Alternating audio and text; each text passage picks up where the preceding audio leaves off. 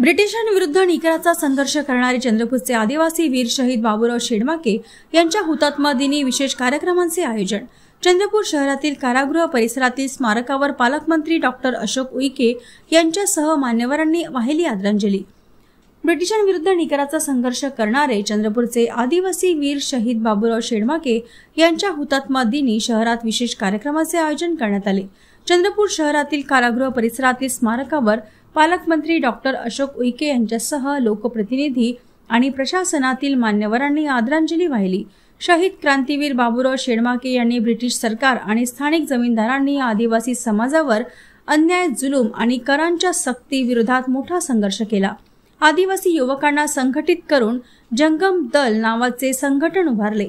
1857च्या स्वातंत्र्य संग्रामाचा प्रभाव संपूर्ण भारतात झाला।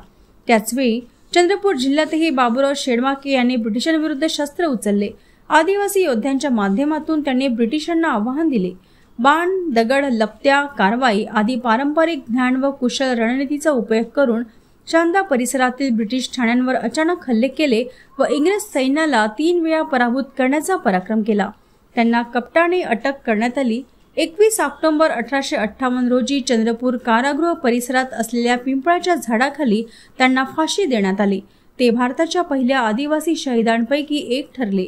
वीर शहीद बाबूराव शेडमाके यांचे बलिदान व शौर्य समाजातील नागरिकांना लढण्याची प्रेरणा देणारे आहे। आजच्या दिवशी त्यांचे याचसाठी जाहीर स्मरण केले जाते।